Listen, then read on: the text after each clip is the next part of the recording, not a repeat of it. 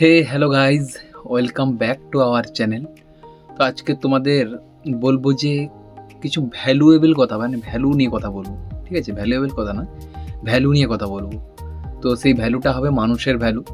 তো আজকের সেই ভ্যালুটা কি আছে না আছে তোমাদেরকে হালকা অল্প করেই বলবো, যতটুকু আমি জানি। ঠিক আছে, তো চলো স্টার্ট করি ভিডিওটা।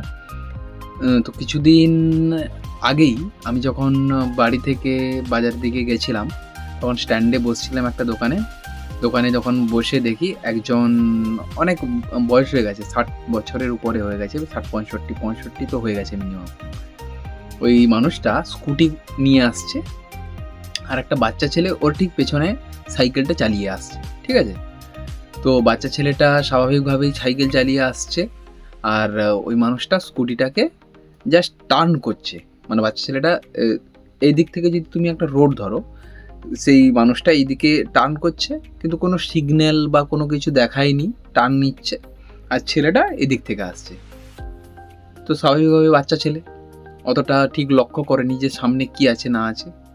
যেই মানুষটা টার্ন নিচ্ছে না, তাকে সবসময়ের জন্য লক্ষ্য রাখা উচিত যে আমার সামনে থেকে কি আসছে, পেছন থেকে কি আসছে। ঠিক আছে, তো সেই ছেলেটা কি করেছে, এসে ওই মানুষটার স্কুটিতে এসে ধাক্কা লাগিয়েছে, কিন্তু ধাক্কা মেরেছে। ঠিক আছে, তো মারার ফলে সেই মানুষটা বলছে যে হ্যাঁ তুই দেখে চালাতে পারিস না, কিন্তু অ্যাকচুয়ালি দোষটা কিন্তু ওই যে বৃদ্ধ বা বড় যে মানুষটা ওর।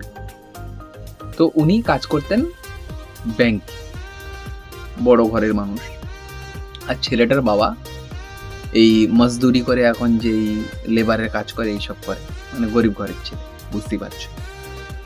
তাই জন্য ছেলেটার কিন্তু কোনো দোষ ছিল না ওই জায়গায়, দোষটা ছিল মানুষটারই। আর মানুষটা সেই বড় ঘরের বলে বা বেশি চাকরি করতো বলে তার একটা আলাদা একটা, মানে ওইখানে রোয়াব দেখালো আর কি ছেলেটার উপর, কিন্তু অ্যাকচুয়ালি দোষটা ছিল ওই লোকটা। তো আমি এখানে আমাদের একটা অনুষ্ঠান হয়, ঠিক আছে, সেই অনুষ্ঠানে অনেক বড় বড় মানুষ, অনেক বড় বড় বলতে কি আমাদের এই গ্রামের যারা বড় মানুষ ছিলেন, কোনো সময় একজন নেতা ছিলেন বা কোনো স্কুল টিচার ছিলেন, কোনো জায়গায় রেলে কাজ করতেন বা এই ব্যাংকিংয়ে কাজ করতেন, ওনাদের নিয়ে আসা হয়, নিয়ে এসে ওনাদের একটা মঞ্চে বসানো হয়, ওনাদের কিছু কথা বলেন ওনারা।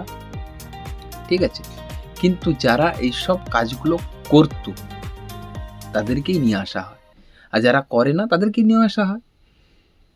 একদিন আমাদের একদিন বলছি, এখানে যখন অনুষ্ঠানটা হচ্ছিল তখনই একজনকে ডাকা হয়।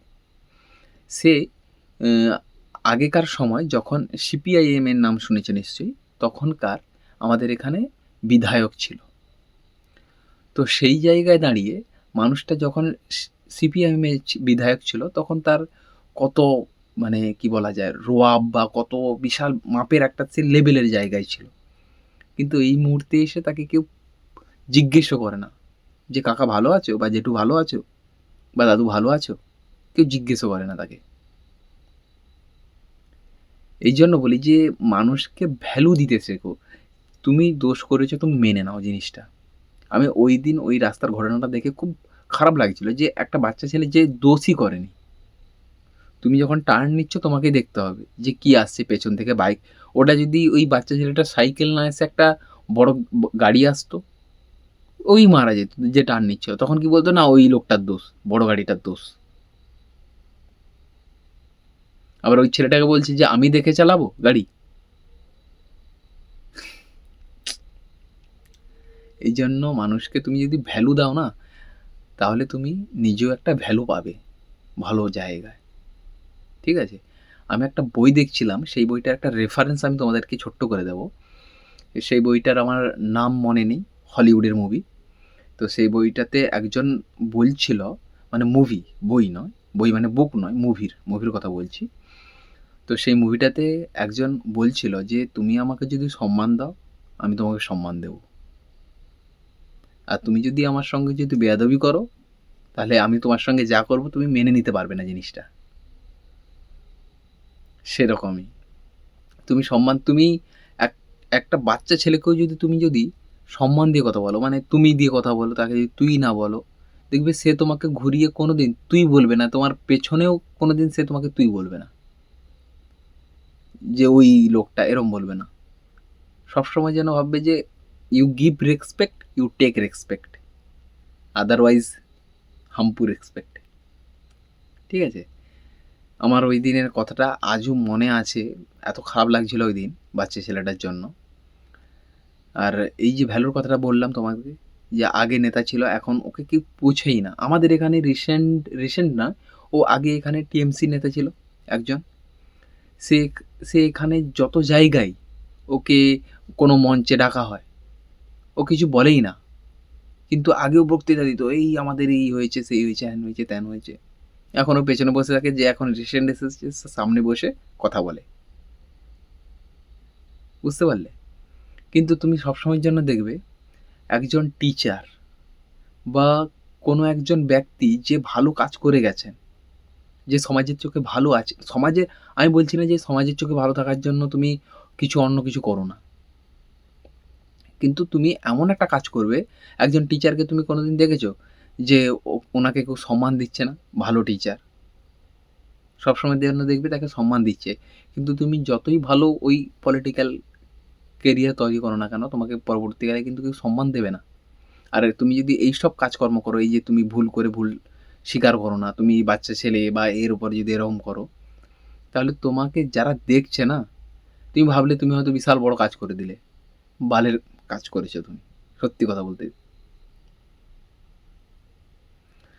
আর এইসব আজকালকার সমাজে প্রচণ্ড পরিমাণে হয়, সেই পরিমাণটা অবিশ্বাস্য যে পরিমাণে হয় জিনিসগুলো। আর তোমাদের ভিডিওগুলো ভালো লেগে থাকলে আবারও বলছি, অবশ্যই সাবস্ক্রাইব করো, না করো আমার কোনো অসুবিধে নেই, কমেন্ট করতে পারো তোমরা। তোমাদের কমেন্ট করলে আমার ভালো লাগবে জিনিসটা, আর কিছুই না। ঠিক আছে? তো আজকের মতো ভিডিওটা এই পর্যন্তই। টাটা, বাই বাই, দেখা হচ্ছে নেক্সট ভিডিওতে তোমাদের সঙ্গে। আর এইভাবে তোমাদের সঙ্গে আমার দেখা হতেই থাকবে যতদিন না আমি তোমাদেরকে ছাড়ছি বা তোমরা আমাকে ছাড়ছো। ঠিক আছে? Tata, bye bye.